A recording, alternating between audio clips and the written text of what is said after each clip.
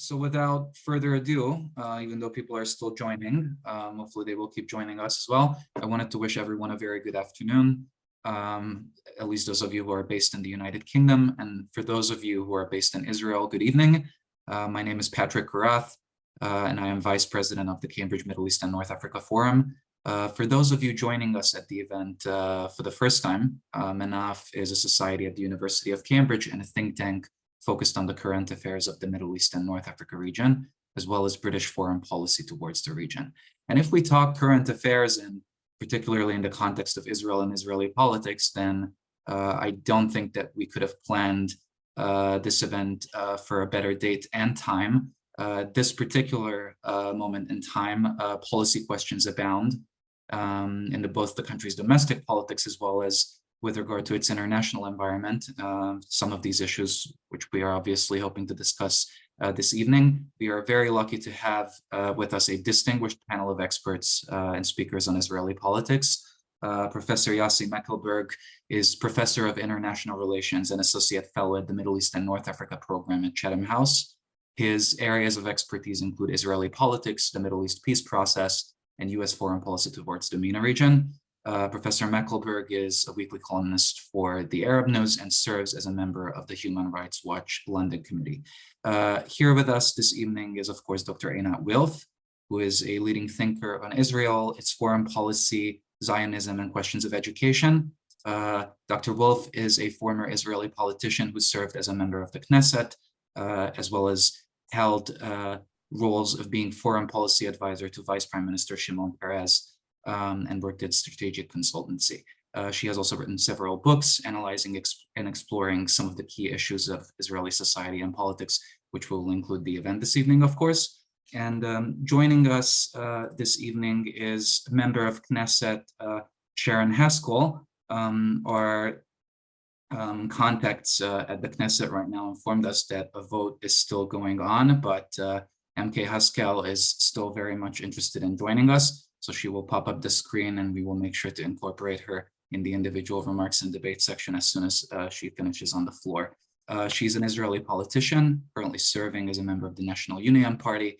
MK Haskell was previously a member of Knesset for the New Hope Party as well as the Likud. She was the youngest member of the Knesset when she was first elected and the second youngest member in the 20th Knesset. MK Haskell is an advocate for environmental animal rights issues, as well as supporting free markets and civil liberties. So hopefully some of her politics will come across as well as part of the event. So thank you very much for all three of you for joining us today to discuss politics in Israel at this moment in time. We really appreciate your taking time out of your schedules to share expertise with us, especially considering how busy this field is at the moment.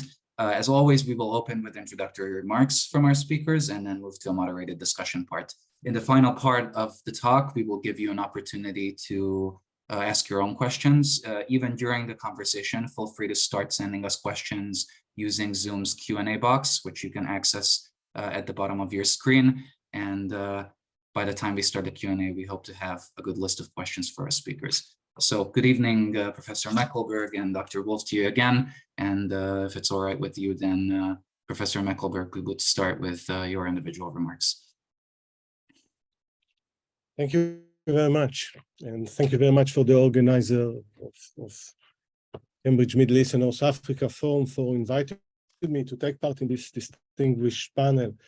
Part of me hope that the first introductory remarks will come straight from the Knesset and from Israel, because this is the eye of the storm right now.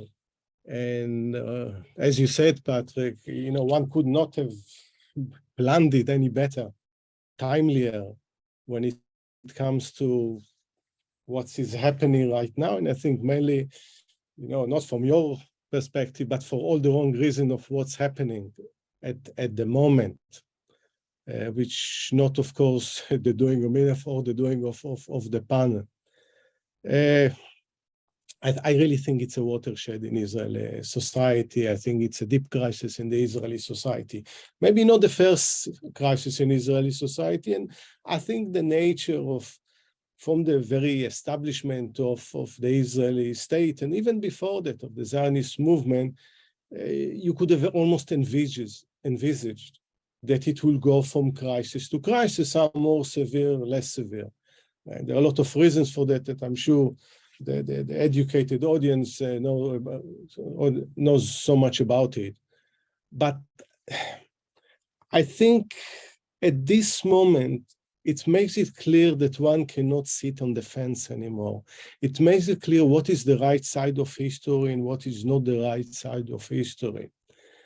And I think when we see for the first time for a long time, we witness so many Israelis in the streets demonstrating, it's not against the government and it's not against the election or the legitimacy of the result of the election. Some people try to draw parallels what happened in the United States after the presidential election. There are no parallel in this sense. No one questioned the legitimacy of the election, not the result, and not of the legitimacy of the government and its right to govern. It's a question of the legitimacy of the kind of the changes and the way it's done. And there is a sense of an ambush. The government seems to be on a hurry to make things or to create changes that usually takes years to change. Constitutional arrangements are for the long run, are not for now and not for few months and a year. It's something and then it's very difficult to change. We see again, you mentioned my dealing with American politics. You look, the American Constitution was discussed for 2 years between 1787 and 1789, and look how difficult it is to make any change. More 240 years later. So it has to be thought through, not to be made out of hand. And to have such to serve very particular interest is dangerous for any nation, especially a democracy that is, may I say, it's a fragile democracy. It has a lot of the attributes of a democracy, but it's also a fragile, a vulnerable democracy for all sorts of reasons.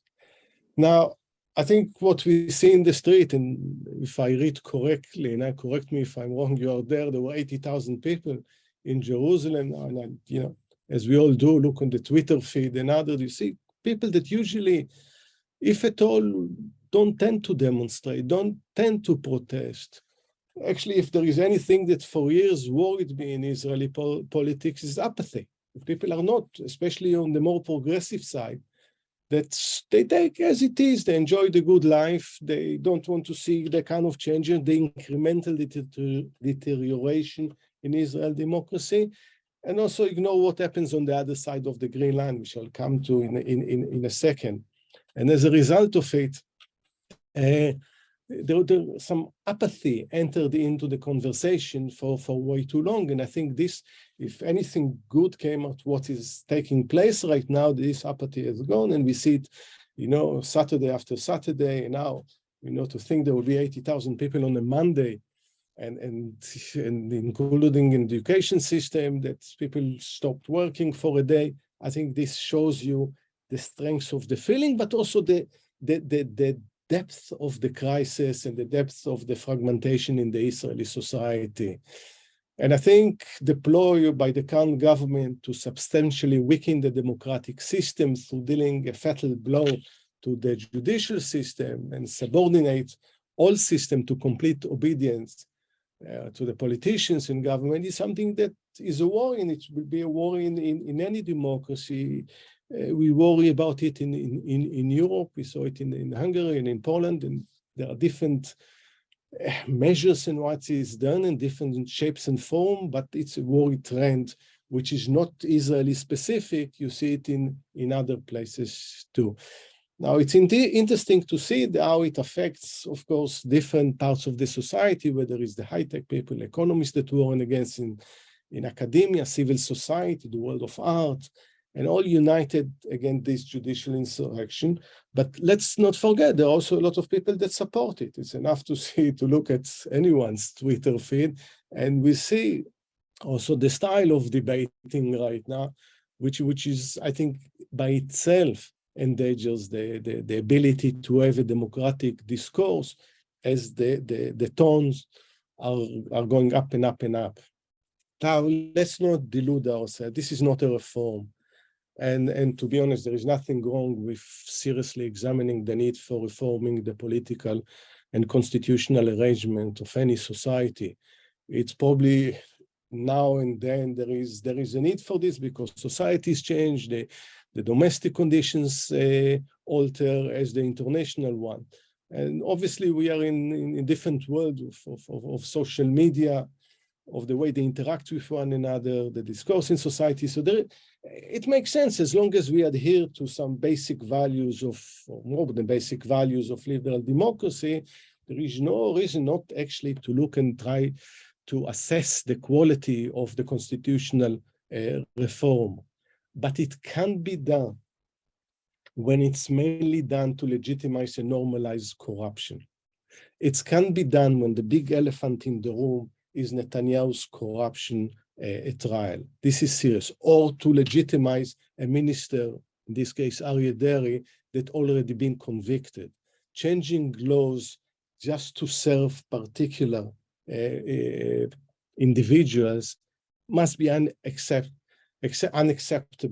in a democratic society, and this is populism at its worst. When we hear that a legislator blames the president of the Supreme Court for terrorism, I think another red line has been crossed, and it's not the only one.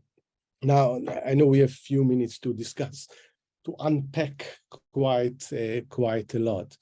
But I think we shouldn't be surprised that I can't remember for a very long time the level of criticism and open criticism that comes from international leaders, whether it was Secretary of State Blinken during his visits to Israel and Palestine.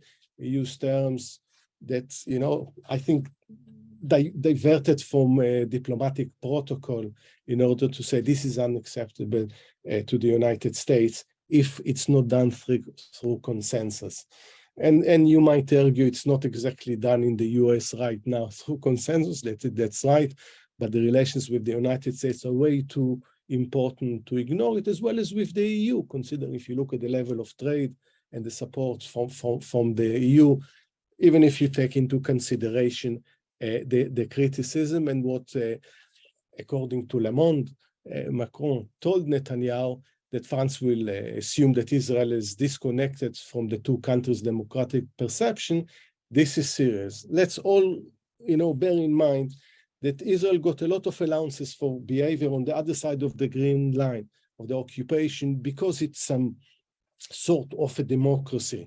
And I think this is losing a lot of this credit among the democratic world. And then even President Biden intervened in his statement to the New York Times. And I think we need to take it into account. Let me just in a minute or two talk about the kind of the international impact of this, because I think this is important. I think one of the mistakes that most Israelis do, that they think they can separate the deterioration of democracy inside Israel from the Palestinian issue. It is not. They are connected. And when I hear sometimes, we need to deal with the democracy within Israel and then the Palestinian issue, I think a lot of what's taking place inside Israel derived from 55 years of occupation. And it's impossible for democracy to survive as a democracy as long as it deprives, and I'm using very mild terms here, deprives the rights of millions of other people from very basic rights. On the Iranian issue, again, falling out with the very countries that Israel needs support in its dealing with the Iranian threats, not only the nuclear, but other will come from Lebanon, from Syria, other places. I think this will weaken Israel's ability to deal with it efficiently, constructively, when it will lose the support of many countries. And as a result of what's happening in Israel, deterioration in relations with the Israeli Palestinians and also with Palestinians in the occupied territories and Gaza. And I think, if we'll ignore this, let alone how it's going to affect the Abraham Accord, the informal relation with Saudi Arabia, I think this has all need to be taken account as these domestic issues take place. But if I, as a final point, to finish with something semi-optimistic, and that's as much optimism I think I can have today, I think that country sometimes needs a crisis. It's a crisis that was, there was a build-up. It was building up for decades, not for years, but decades. And it's an opportunity also to readjust direction. And maybe if Israel gets, and I think this is a low point in Israeli history, it's in a way, it's also a way to build up into a better democracy. Thank you. Thank you very much, Professor Meckelberg. And I see that MK Sharon Haskell has joined in the meantime. A very warm welcome to you, joining us from the heart of Israeli politics and from a very tumultuous day, as we have seen in the media. I just wanted to give you the floor for your individual remarks. Thank you for being with us. First of all, thank you so much for inviting me to talk today. I think it's a very meaningful day today here in the Knesset. I was asked to talk about how this will affect Israeli society and how it will affect the international, like Israel in the international arena, the issue of the legal reform. First of all, it's important to say it depends how it's going to reach. The president of Israel has put on the table an offer in order to compromise between the two sides. And I might say here in like a comment, yes, the judicial system here in Israel does need a reform, but what the Likud and Netanyahu are trying to pass at the moment is something very extreme to the other side. And I think that the most immense issue with it is that it might politicize the judicial system. And that's the main issue that we have with this reform. The proposition of the president is something somewhat in between. And it's a good ground and a good base to start negotiating and talking on what's needed to be reformed in the Israeli judicial system and what's not.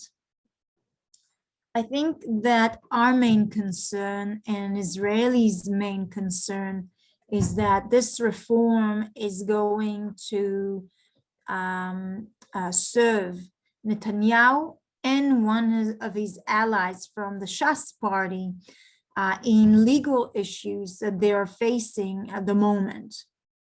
And when you personalize legislation to sort of sew it to an individual, it's something that is not done, not in Israel, and I'm sure not in many other countries. So how is this, first of all, affecting now the Israeli society? So if the issues with the judicial system today are on this extreme, they're trying to bring it to the exact opposite, okay? And you don't correct something wrong with another thing that is wrong. You try to bring it slowly towards the middle. And touching such a delicate foundation of the Israeli democracy needs to be done with a wide acceptance and with a lot of care.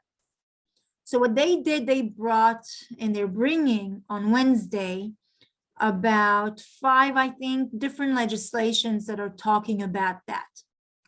So if you can sort of imagine sort of a scale, like a balance scale, and it's sort of tipping like this. And so you start with a little weight of 1 kilo, so one legislation, and you sort of adjust it and you see how it reacts towards the Israeli society and, you know, how it actually affects us.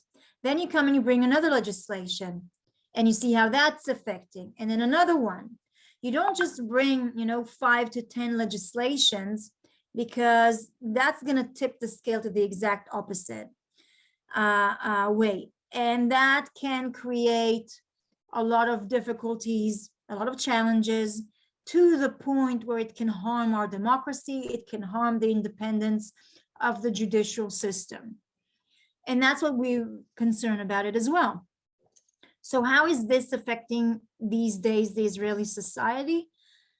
I think what you can sense in the streets in Israel is a very similar feeling of what happened with two major reforms or, changes that changed the course of, or the history of Israel, and really divided the Israeli people in two groups. There were two major issues, like it's called the Hitnatkut, when Israel evacuated Gaza from Jews and gave Gaza, an autonomy. And the other one was the Oslo Accord. Both of them were not in a very wide consensus, didn't pass in a very wide consensus. And that's the same with this judicial system, the judicial reform. You can feel a lot of division, a lot of hatred. It really divides the Israeli public. It creates it's polarizing the extreme left and the extreme right to the point where you see clashes. And I'm not going to be surprised. It already started deteriorating into some, violence in the streets as well. I think that if this will continue and they will not come and pass it with a very wide acceptance, come to a compromise and do it slowly over time, it's going to take the Israeli society years to sort of heal back. Same as it was with different reforms that we've seen before. So I think in the division in the society, this is one aspect of it. The other one is that we might be politicizing our judicial system, which is a grave concern. To be honest, I think the right side of the map, the right wing, needs to be more concerned about it than the left. Because if we look on the history, and I say it as someone coming from the right side of the map, I'm, considered conservative, and a strong liberal in the classical way. And time after time, the left in Israel proved that they know how to use the system to push their agenda far better than what the right side of the map have known to do time after time. And politics in Israel is like a wheel that sort of spins. And if today we politicize the judicial system, maybe for a few years to the right side, in a few years, we don't know who's going to be in power. We don't know what's going to happen.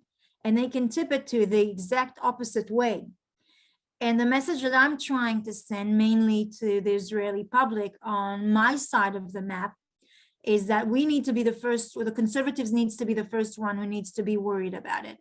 From a security matter, from the Israeli-Palestinian conflict issues, from Judea and Samaria issues, for individual liberties issues. And so I see that as, it might affect in the future in that way. How is this going to affect us in the international arena? It's difficult to say. And it is very difficult to sort of predict how the international community is going to react.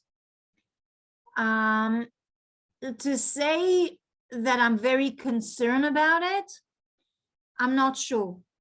Because if the last few years have proven is that the international community doesn't really take an active stand on major issues. So have that to maybe them acting on the Israeli issue, it's a big question. The international community didn't react on what's happened between Ukraine and Russia, nor what's happened in Syria or Iran or Yemen, major wars. an enormous amount of dead civilians, children, women. So if the international community doesn't actively react on war, is it going to react on, let's call it, we're not calling it a minimal issue because this is a major issue for us Israelis, but sort of a little hit in the wing on that aspect in Israeli sort of term on the international arena? I'm not sure.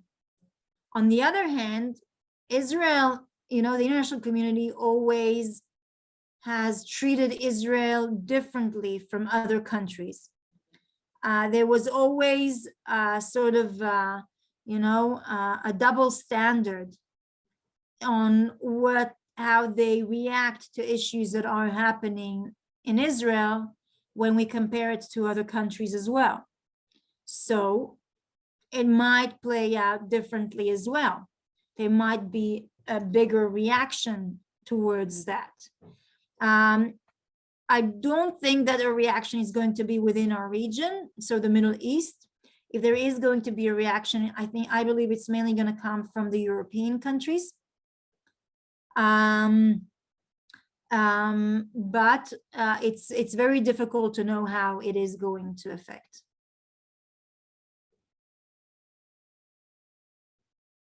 Thank you very much. That was very illuminating. And Dr. Wolf, I would hand the floor over to you.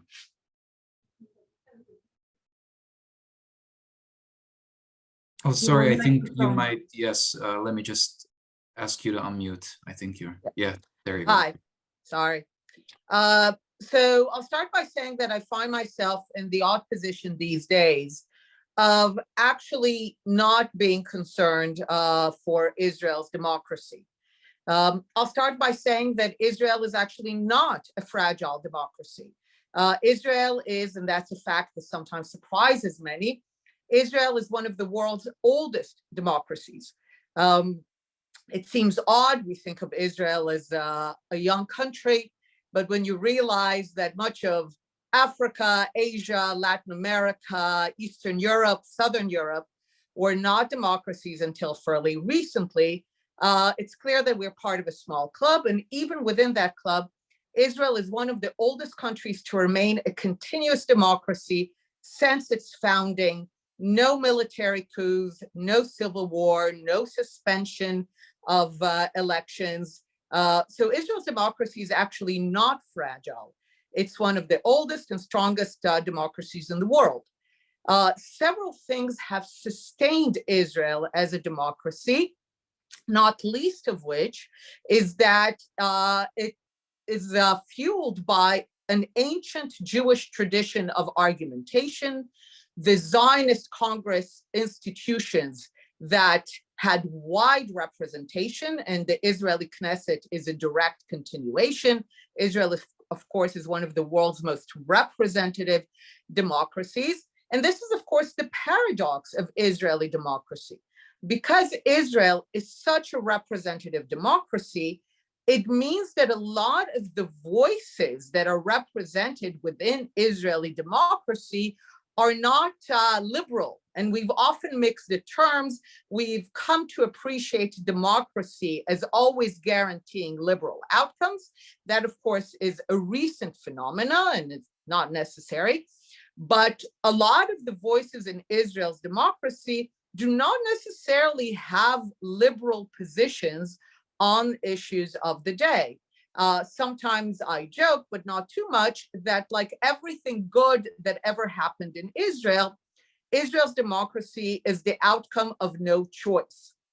So when we did things with our back to the wall, when we had no choice, whether it's in war or in water, we came through because we're very good when we have no choice.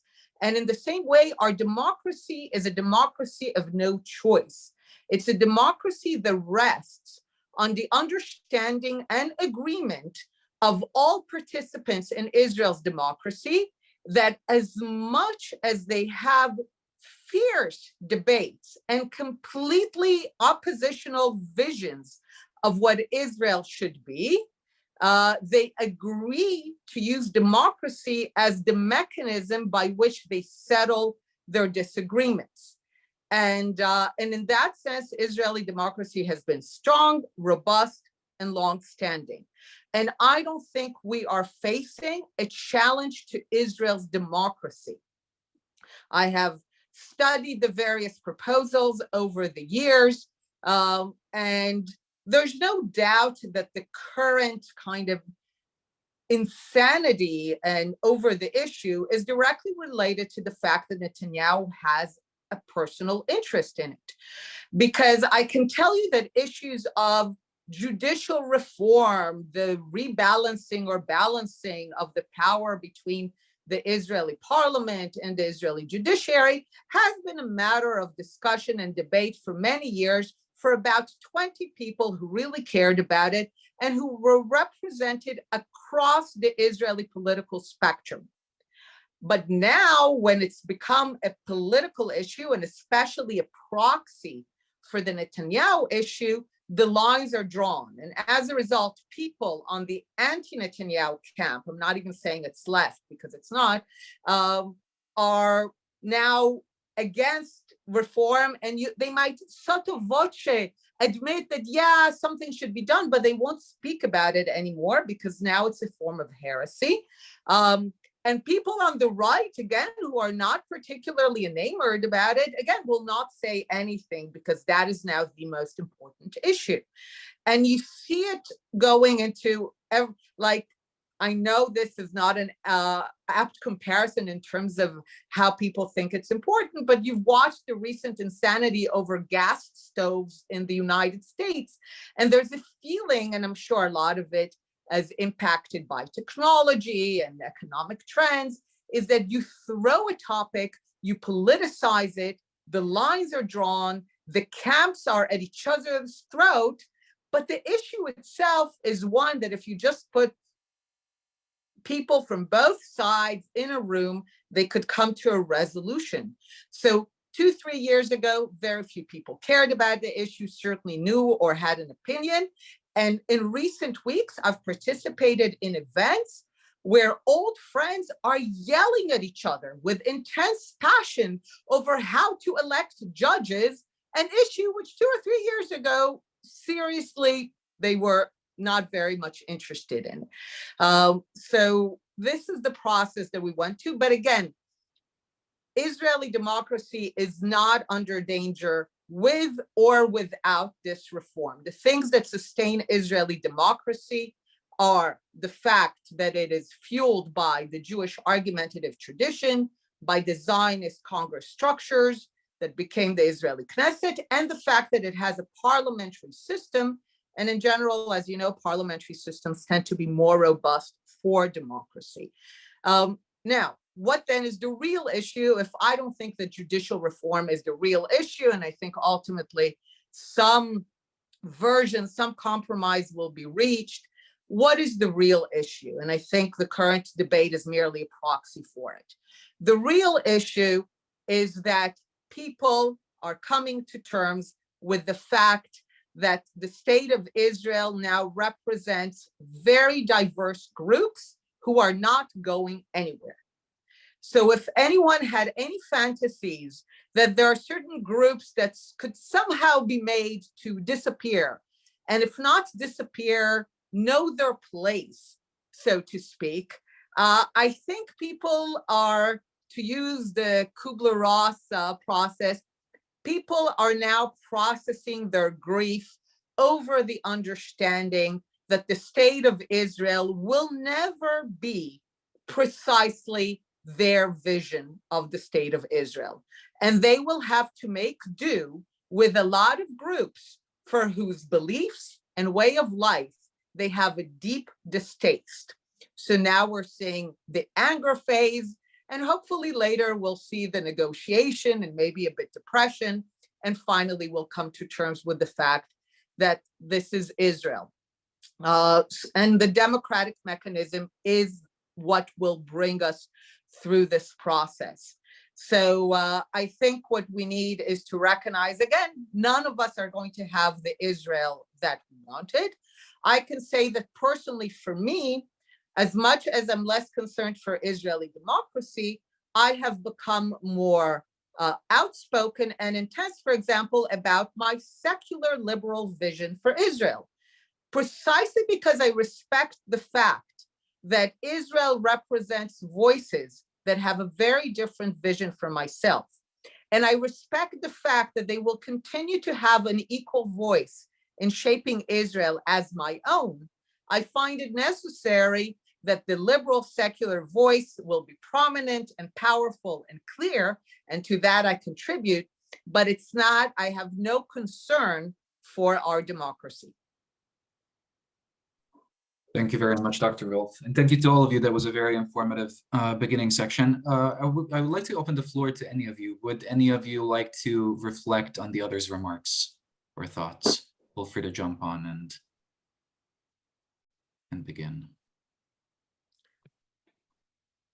Okay, if that is not the case, then I think I will move straight to the questions and answers section of the event. Can we talk briefly about the Palestinian question, which all of you referenced? The recent few weeks have seen preemptive operations from the IDF. There's been an upsurge in terror attacks in Israel as well.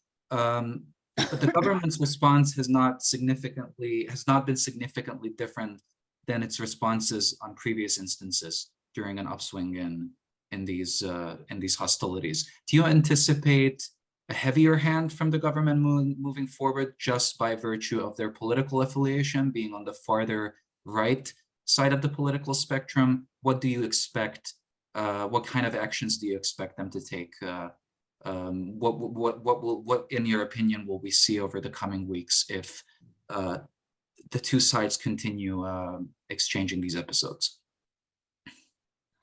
So I can go first. I'm sure everybody has some reaction to it. Look, Israel is under terror attack at the moment. Just today, unfortunately, there was a terrorist, and you know what? This terrorist was a 14-year-old boy.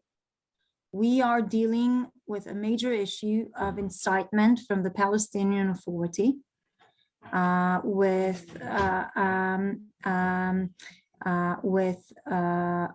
very violent and full of hatred. And באמת כמה יש הרוגים? And I've just now been informed that there was the second terrorist attack just this moment now, with someone who's heavily assaulted in a heavy, difficult situation, in a very grave health condition. And so unfortunately, right now we're under attack.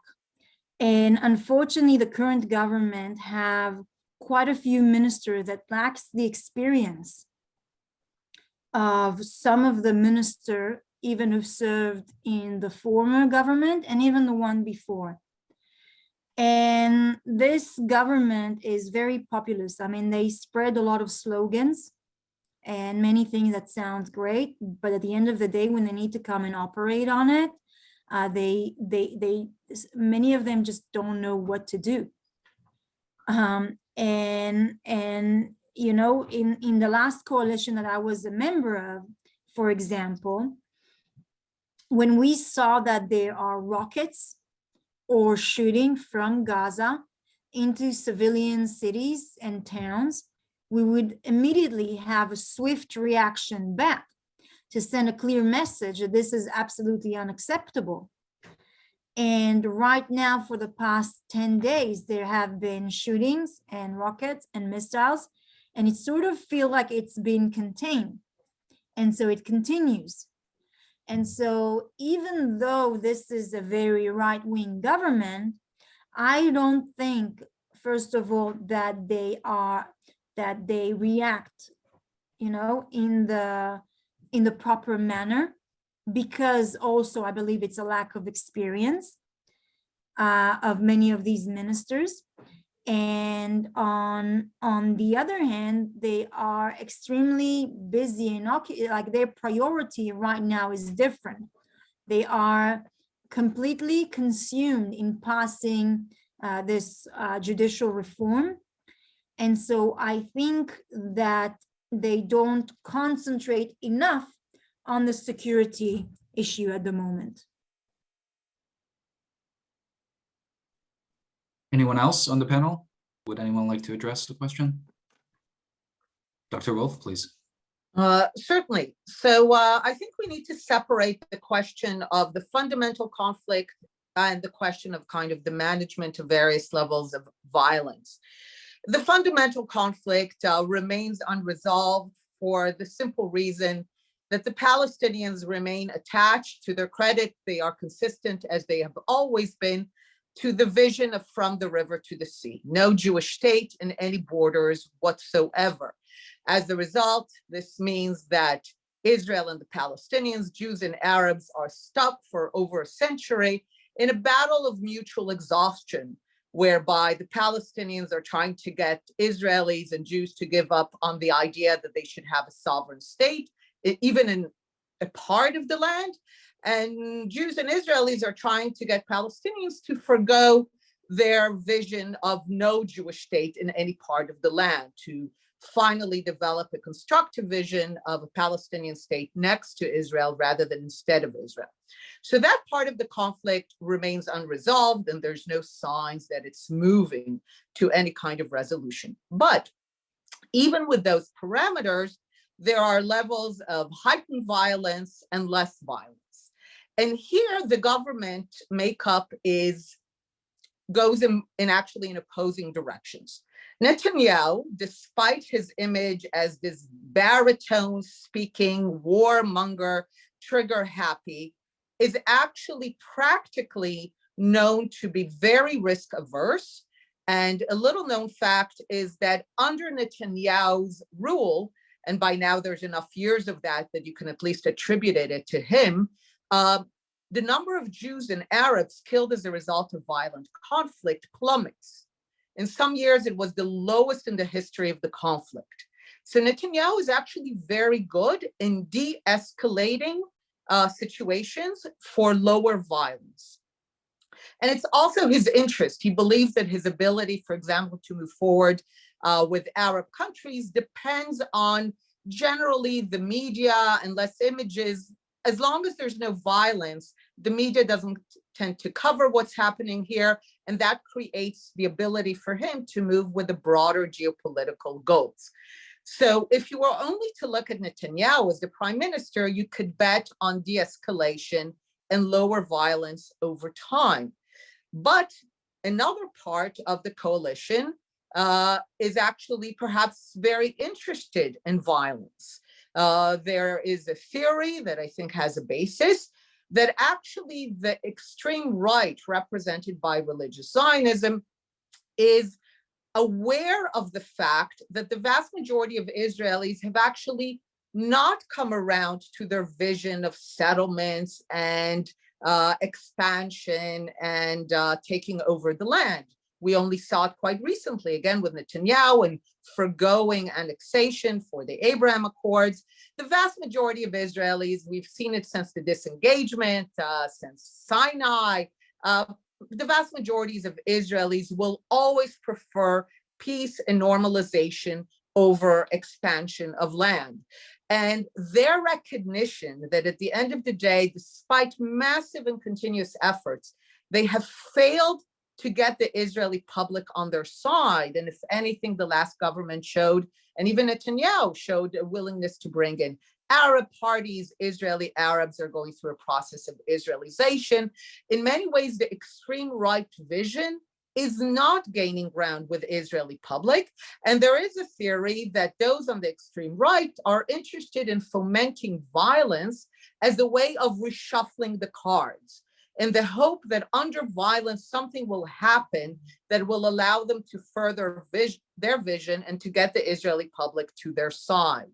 So I think we're in a coalition where the Likud and Netanyahu side are very much interested in de-escalation, in furthering the Abraham Accords, whereas there is a side in the coalition that might very well be interested in fomenting violence.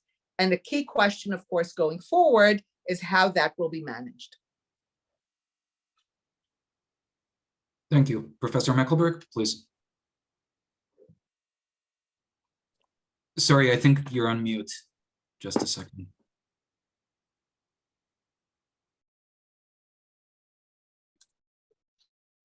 Thank Yes, you. we can hear you now. So just refer something that you said about, I really hope you are right about Israel democracy. I really hope I'm wrong. I never hope so much to be wrong as what I said earlier. And let's both hope that you're right.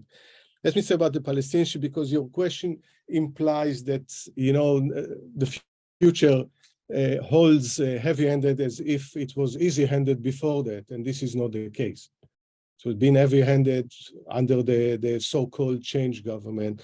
Let's remind ourselves that the two prime ministers said that they will never talk to Abu Mazen, to the Palestinian president, and Prime Minister Bennett says there won't be a Palestinian state under his watch. Let alone the last year under the change government was probably one of the most violent when it comes to the loss of life among Palestinians. So let's don't delude ourselves that they were easy years for Palestinians. Obviously, we condemn, I condemn every violence towards everyone and every loss of life. And what we saw on Friday and what we saw in the synagogue in Jerusalem, it's, you know, it's all regrettable and should be condemned outright. But it doesn't come out of nowhere, and that's the problem. We need to deal with the condition. And when we talk about de-escalation, and when we talk about heavy-handed, we are only talking about managing conflict. And 55 years, this conflict is managed, and instead of trying to deal with the root causes of it. And at the end of the day, there are very few within the Israeli political system that are brave enough, courageous enough, have the vision to go and deal with the root causes. It doesn't make the Palestinian side an easy partner. It doesn't make the political system among the Palestinians easy to deal with. But under the condition of occupation and oppression, it's very difficult for any alternative to grow. That's exactly the tragedy right now. And in order to, we need to reverse the direction in which this conflict has been heading for so long.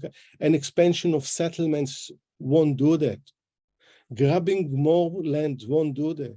Making people standing in checkposts for hours no end. It's not the way to make friends. And yes, Einat, I agree with you completely about the bigger picture, the geopolitics. But actually what's happened in the relations vis-a-vis the Palestinians put this under danger. And there is that the Saudis are not joining the Abraham Accords. And they're insisting on the Beirut Declaration and the Arab Initiative, which they originally initiated, is not a coincidence. And while the Abraham Accords and other agreements are done between elites, they haven't filtered through to most of the population in these countries because of the lack of solution with the Palestinians. And I will reiterate it. There is a price for Israeli democracy for the occupation. The reason that people like Itamar Ben-Gvir and Smotrich been legitimized, being part of 20, 30 years ago, they will be beyond the fringe of Israeli politics. What had them to go into, including obviously the corruption trial and Netanyahu personal hardships, so to speak, but also the occupation that legitimized the occupation, legitimized the settlement, and legitimized the lack of solution, of political solution with the Palestinians. And at the end of the day, we can keep complaining about the Palestinians, but they are there, and they are probably more than Iran, more than any other what Israel see a threat. This is here and there, and they are not a threat. At the end of the day, they are neighbors. And I disagree with people that say that there are no partners there for peace. And also partner for peace you build, you are. You know, working on other conflicts in other places. It starts exactly, one of the things that we work on conflict is the idea that A, there is no solution for that, and the other, they are unique. You don't understand our conflict because it's so different. And I can tell you that probably 85, 90% of commonality between most conflict with some uniqueness. including the one between the Israelis and Palestinians. Every hand won't going to make any difference.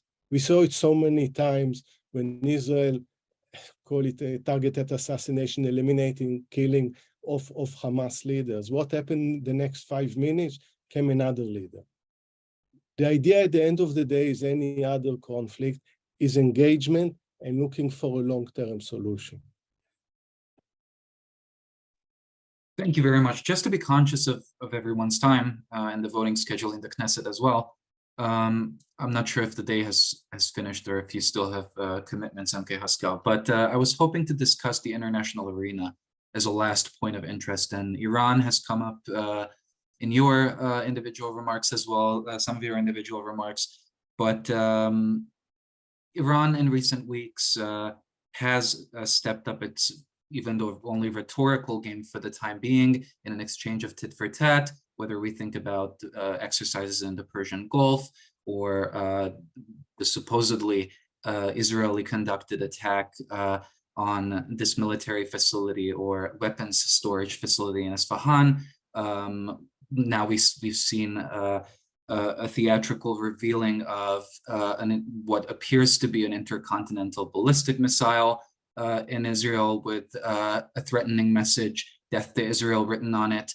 How does the Iran threat, and this relates to one of the questions from a member of the audience that was posted in the Q&A box, how does the threat or the perceived threat that Iran represents by sprinting to a nuclear bomb or making preparations for getting a nuclear bomb affect the calculations of the Israeli government? And I guess in the context of domestic politics, reflecting on what you said, MK Haskell, when the current government seems to be preoccupied with a domestic political agenda, what scenario can you envision in which the international arena will become more important again? What if any, is the red line that seemed to have been crossed multiple times before, but seemed to be pushed farther and farther away? So in terms of Israel's security, as the integrity of the country and protection from all kinds of proxy attacks and the largest attack of the nuclear bomb, how would you place these policies in the context of the current political climate? And the question is open to the entire panel.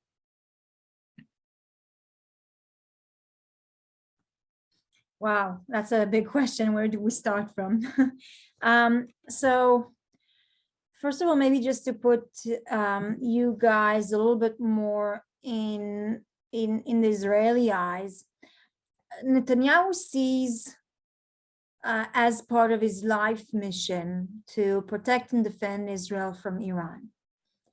This is something that he's always viewed as one of his major challenges. And he wants to be the person to make sure that Israel will forever stay safe. So this is how he sees it. And so any escalation with what's happening with Iran, while Netanyahu is prime minister, I'm sure, he won't hesitate to react and to make sure that Iran will never have the ability to hurt Israel in a grave manner.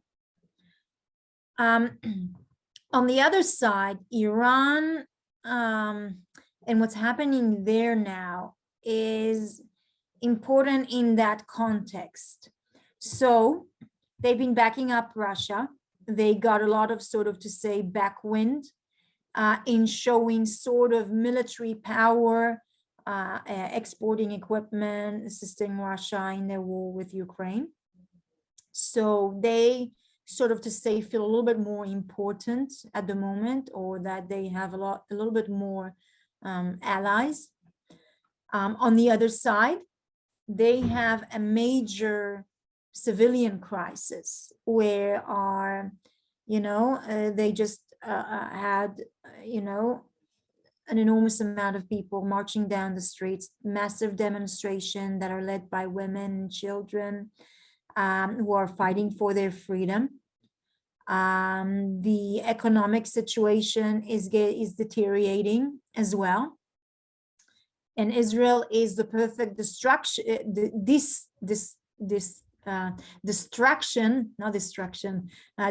destruction. Yes, Hasahat da'at. distraction. Yes, perfect. Okay. It is a good distraction. I agree with you. Okay. From everything that is happening internally right now there, from an economical crisis, a religious crisis. I mean, you need to see their social media and videos that they're sending of youth and young people. They have this game, Drop the Turban, for religious authority.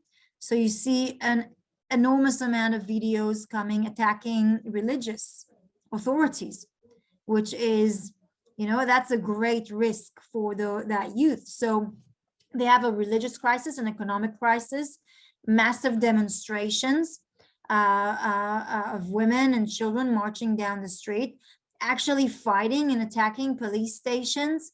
I mean, these are major events that are happening in Iran.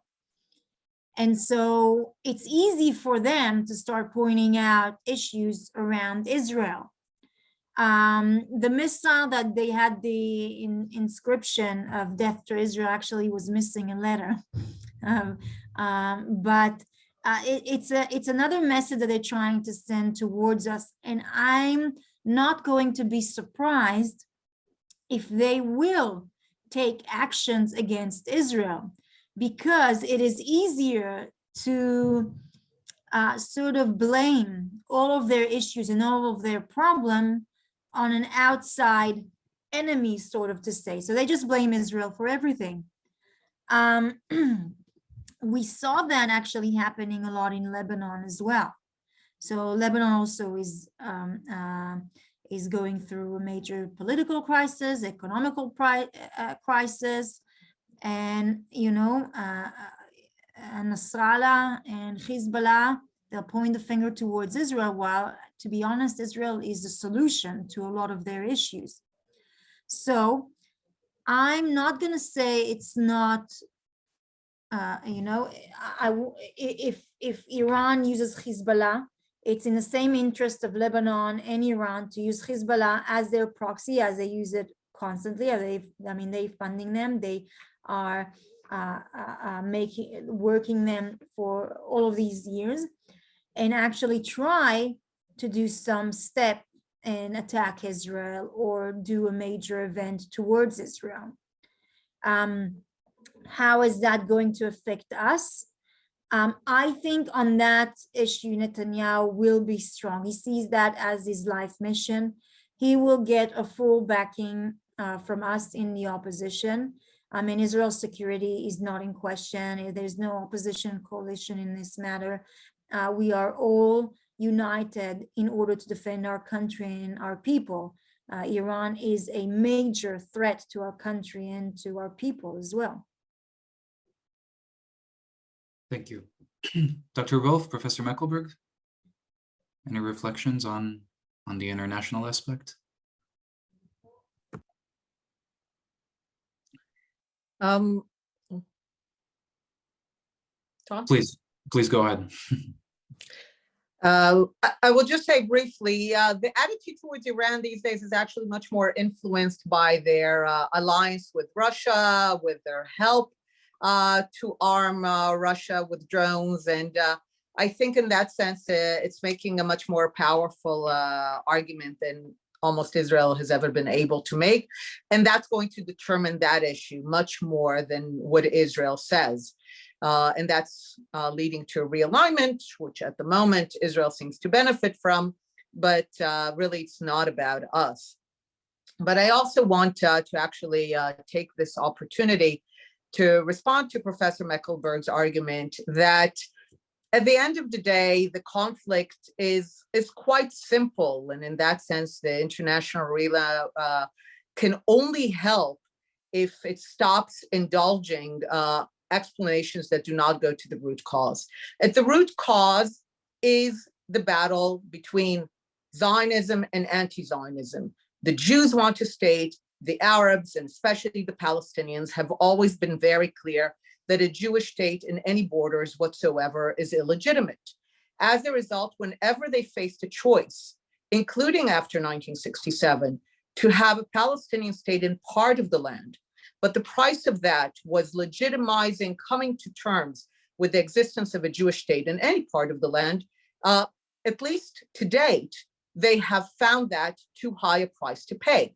It's a legitimate vision, but as long as their vision is all or nothing, and again, they've been very consistent about it, then they are the ones who are responsible for the outcomes of that continued battle for all or nothing. They continue to believe that with resistance and persistence, they can wait out what they believe is the Zionist aberration in the history of the land.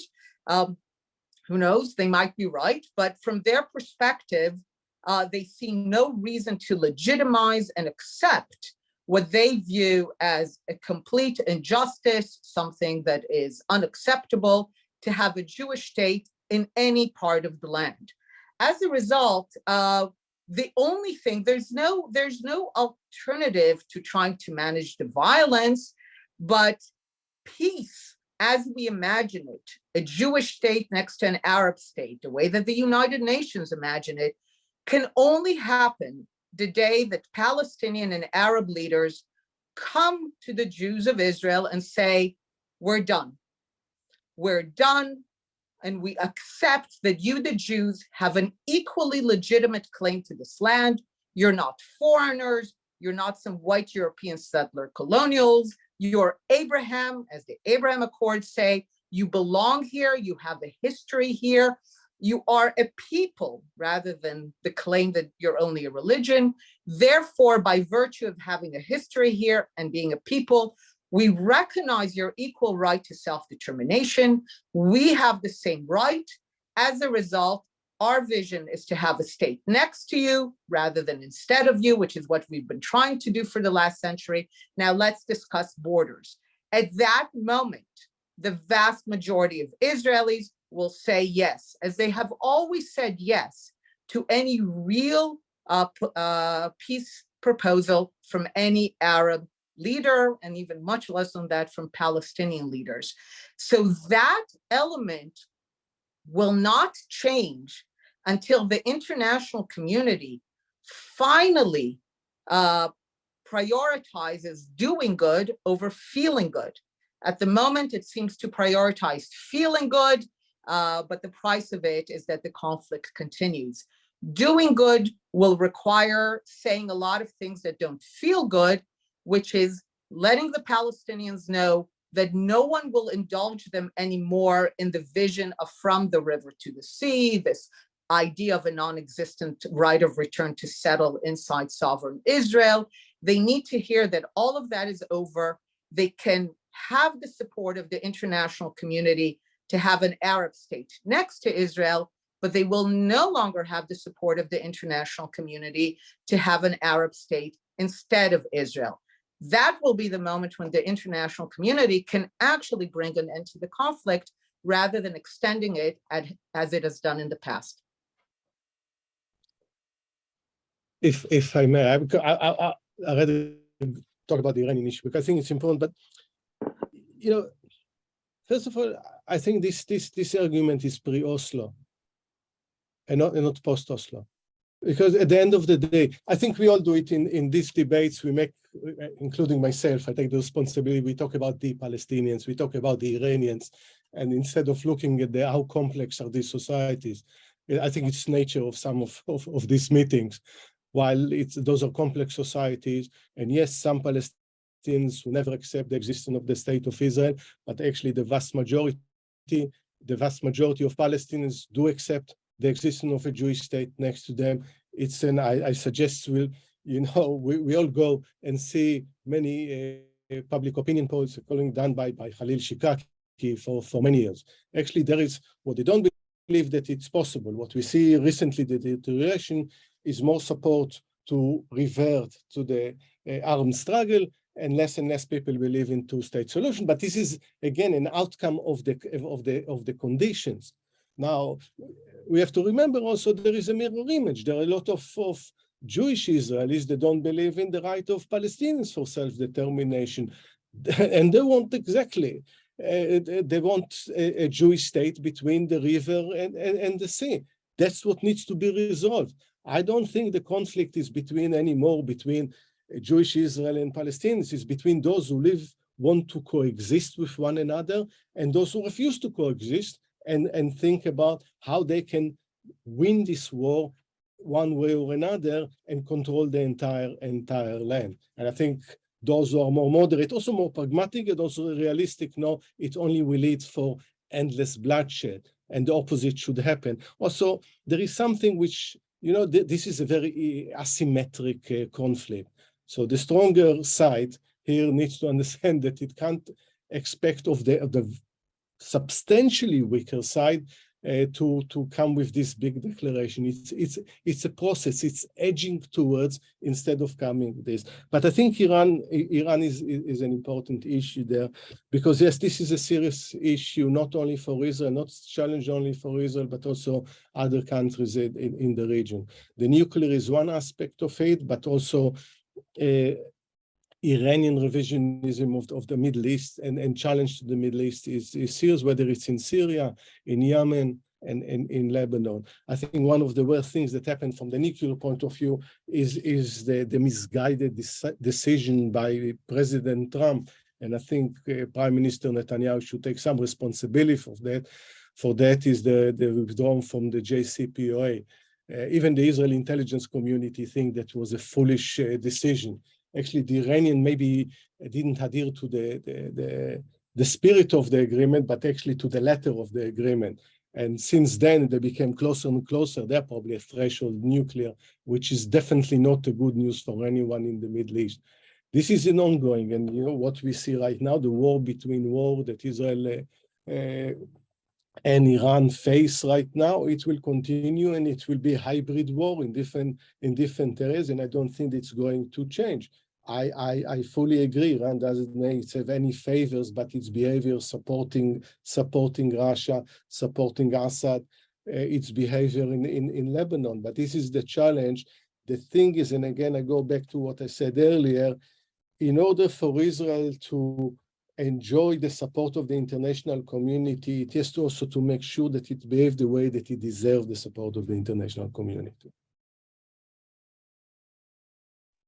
Well, thank you very much. On that note, I think we are getting close to the allocated time for today's discussion. And I know that we didn't exactly make your job easy today by bringing in so many topics, from a very confrontational domestic question to an even more confrontational international environment, perhaps. But thank you very much for bringing all of your different perspectives. I, for myself, can say that I benefited a lot from today's discussion, and thank you on behalf of our attendees as well for taking time out of your schedules to share your expertise with us.